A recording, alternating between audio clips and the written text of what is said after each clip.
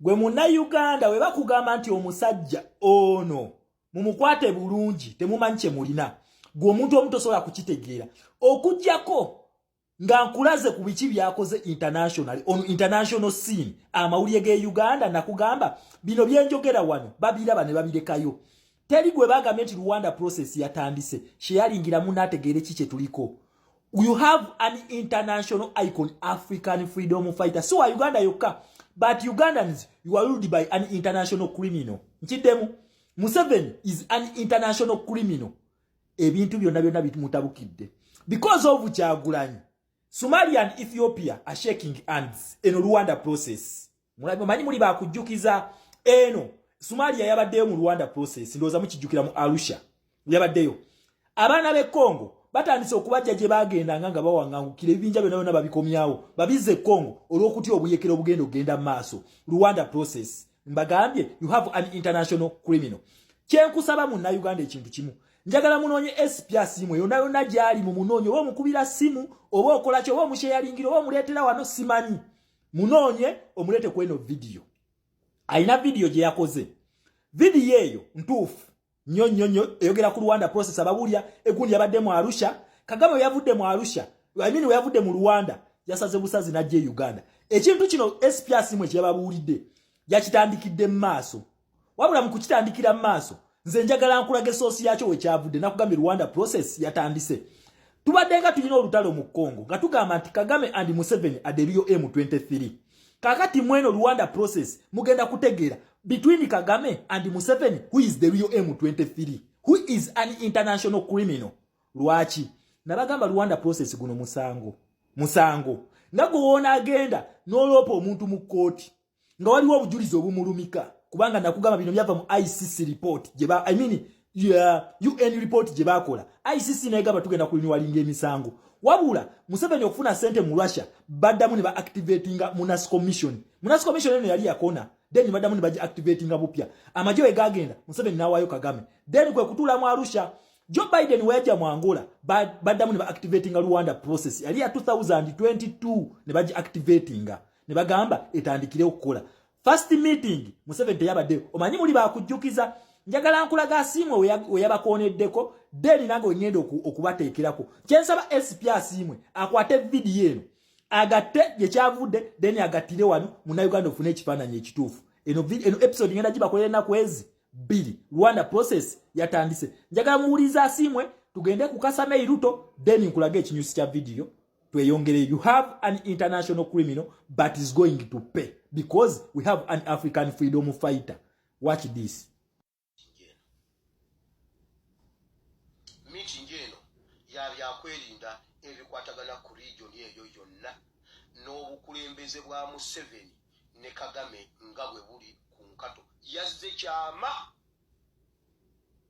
Museveni Kagame wini byanyuma mukasambidde Gashumba Kayitana video eno gundi meeting eno bagibaddemu wulira bayogedde ku nsonga zino wamanga bali mu budde obuzibu ennyo oluvannyuma lwa Museveni okukola endagaano ne Tanzania zonna ze yakola abazungu ne banyiga Tanzania buli bye yasuubira bye yateekateeka Tanzania abazungu banyize Tanzania byonna ali mu fix word ku Tanzania 2 abazungu banyize Southern Sudan esawa yonna abayeekera ba Salva Kiir bakwata obuyinza Southern Sudan okusinzira President Museveni, myself, my brother Hassan Sheikh, and the Prime Minister Abiy, we are planning to have a meeting to also reduce the tensions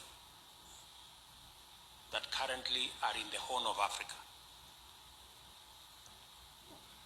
Because the security of Somalia, the stability of Somalia, contribute significantly to the stability of our region and the environment for investors and business people and entrepreneurs to thrive.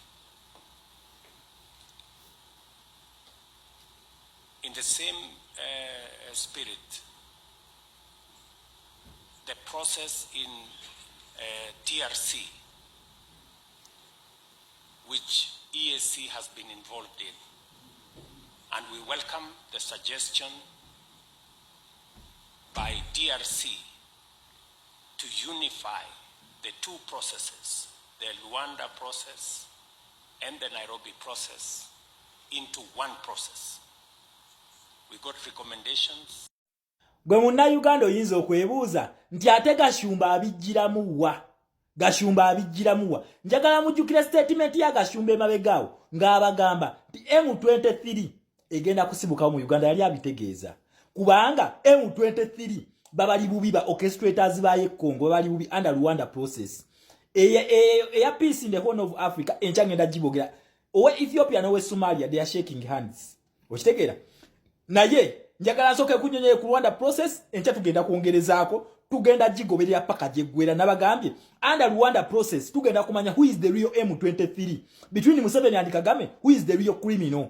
Guno musango nkidamu je kulina okuggwera kubanga bagamba already omusango bantu bakimanyi nti baguza kati bagala kiggwe nga tebagenze mu kooti bigwe peacefully naye peacefully eno weggwa kitegeeza tugenda ku interest zani za America eza Joe Biden ze tugenderako. Joe Biden yakola ki? Yaze kuba BRICS eririddawa eri mu Uganda nabagamba Museveni agenda tuuka ekiseera ng'ali ku lose situation gyaliko senga agamba nti abitana force Rwanda process bagenda ji activating ajukira omusango guno guli mu ICC eyo report na video kweri kuno sijiddamu okitegera njagala jukira nafe tulina omusango twamuteekako mu ICC naye ate guno gusingako lwaki kutinkula nova mu nsi yo crossing borders gwe musango bajjo muteekako ndi yava mu nsi ye nagenda natinkula nata abantu mu nsi endala ogwo musango munene si mwangu kati gusinga nafe gino gye twamuteekako kati weda ina ne crimes against humanity oguliyo ate ainane guno ogumudabo lingana ugo guliko crimes against humanity.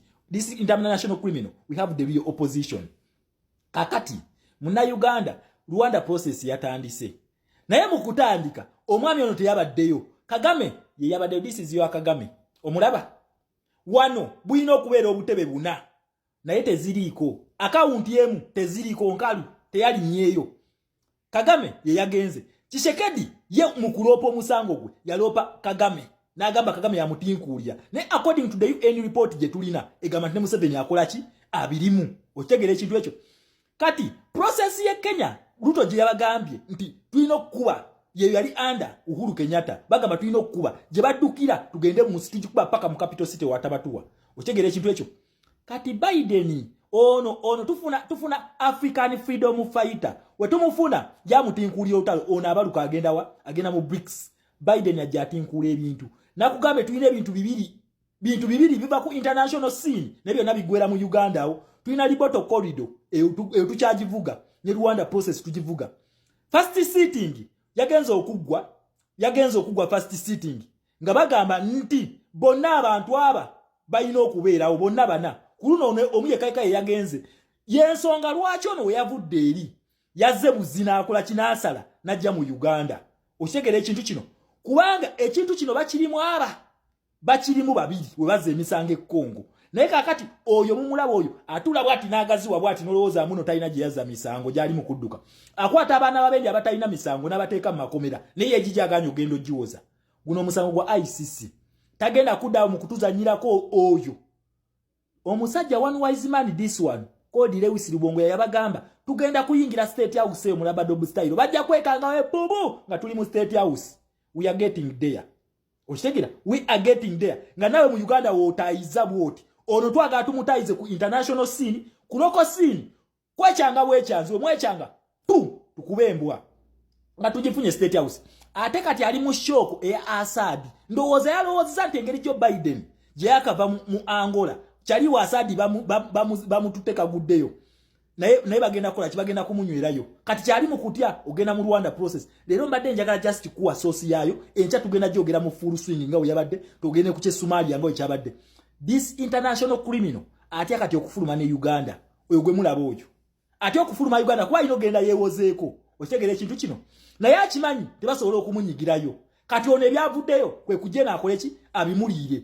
Ezo meeting bafulaka Gashumba babirimu nabo ebyokuta ebya M23 ensonga lwaki omuli agamba kyesaawa yonna M23 ejja kati America yabataddeko base awe Uganda twagala M23 eno gye mutuwanira ejjaawo kakati bana batategera international scene bakugamba basungu batuliddemu olukwe fe tuyina olutula lwaffe lututega